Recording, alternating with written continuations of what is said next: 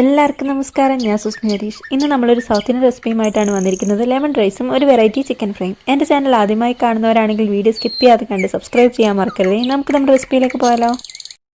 ആദ്യം തന്നെ chicken fry ചെയ്യാൻ ആവശ്യമുള്ള മസാലയ്ക്ക് ആവശ്യമായി 2 ടേബിൾ സ്പൂൺ മല്ലിയിൽ 1 ടീസ്പൂൺ പെരിഞ്ജീരകവും 1 ടീസ്പൂൺ കുരുമുളകും 4 ഏലക്കയും 1 ചെറിയ കഷ്ണം പട്ടയും 4 ഗ്രാമ്പൂവും 8 മുതൽ 10 വരെ വറ്റൽമുളകും ചേർത്ത് 2 മിനിറ്റ് ചെറിയ തീയിൽ ചൂടാക്കിയെടുക്കുക.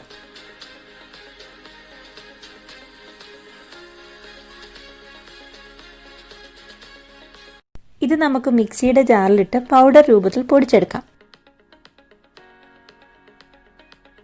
ഇനി ഒരു കടായി അടുപ്പത്ത് വെച്ച് 3 ടേബിൾ സ്പൂൺ എണ്ണയിൽ 1/2 ടീസ്പൂൺ ജീരകവും 1 ചെറിയ കഷ്ണം ഇഞ്ചിയും 8 വെളുത്തുള്ളി അല്ലിയും ചേർത്ത്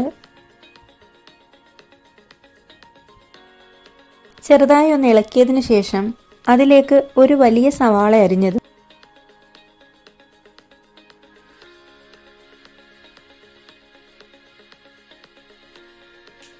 ആവശ്യത്തിനുള്ള ഉപ്പും കുറച്ച് കറിവേപ്പിലയും ചേർത്ത് നന്നായി വഴറ്റിയെടുക്കാം.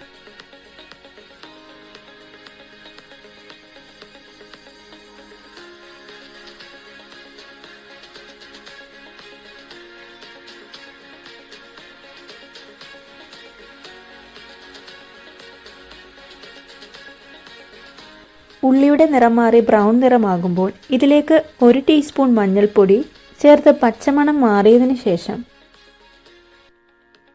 കഴുകി വെച്ചിരിക്കുന്ന 1 കിലോ ചിക്കൻ കഷ്ണങ്ങൾ ചേർത്ത് നന്നായി ഇളക്കിയെടുക്കാം.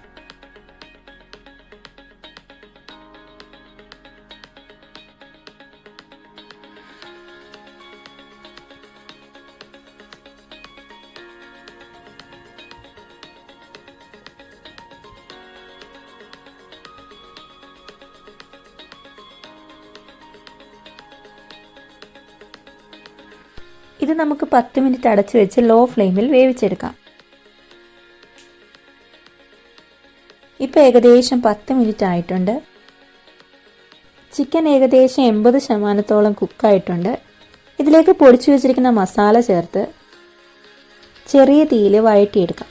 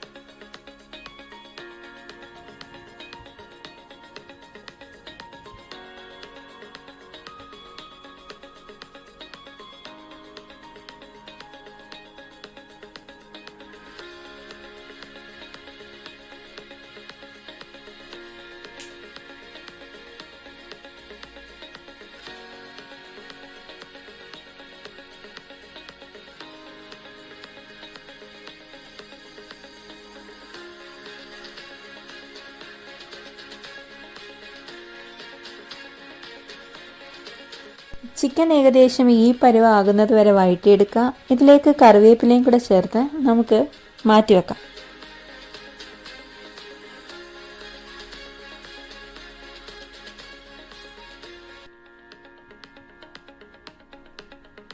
ഇനി നമുക്ക് ലെമൺ റൈസ് ഉണ്ടാക്കാൻ ആവശ്യമായി ഒരു പോട്ട് അടുപ്പത്ത് വെച്ച് അതിലേക്ക് 3 ടേബിൾ സ്പൂൺ എണ്ണയോ നെയ്യോ ചേർത്ത് അതിലേക്ക് 1 ടീസ്പൂൺ കടുകിട്ട് പൊട്ടി വരുമ്പോഴേക്കും 2 ടേബിൾ സ്പൂൺ പൊട്ടുകടലയും 3 പച്ചമുളകും ചേർത്ത് മിക്സ് ചെയ്ത് അതിലേക്ക് 2 ടേബിൾ സ്പൂൺ കപ്പലണ്ടിയും 10 കാഷ്യൂനട്ടും 6 ഡ്രൈ ചില്ലിയും ചേർത്ത് വഴറ്റിയതിനു ശേഷം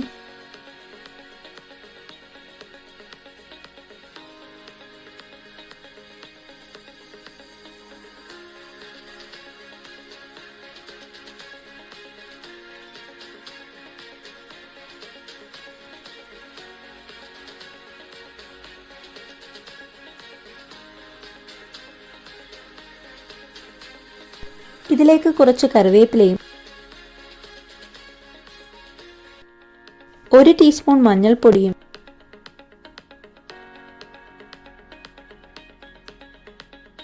ചേർത്ത് പച്ചമണം മാറിയതിനു ശേഷം ഇതിലേക്ക് 2-3 ചെറുനാരങ്ങയുടെ നീരും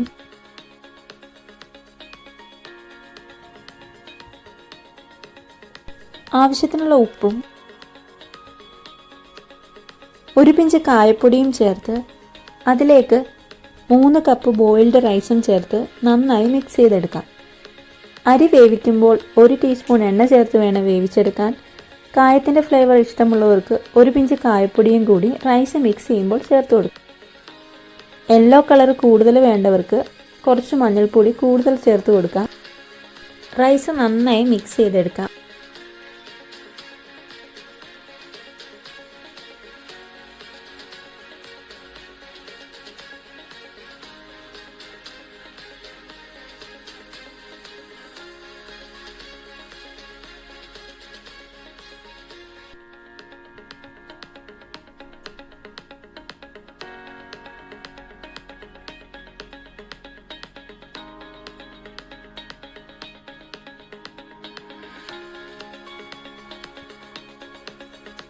നമ്മുടെ ലെമൺ റൈസൊക്കെ റെഡി ആയിട്ടുണ്ട്.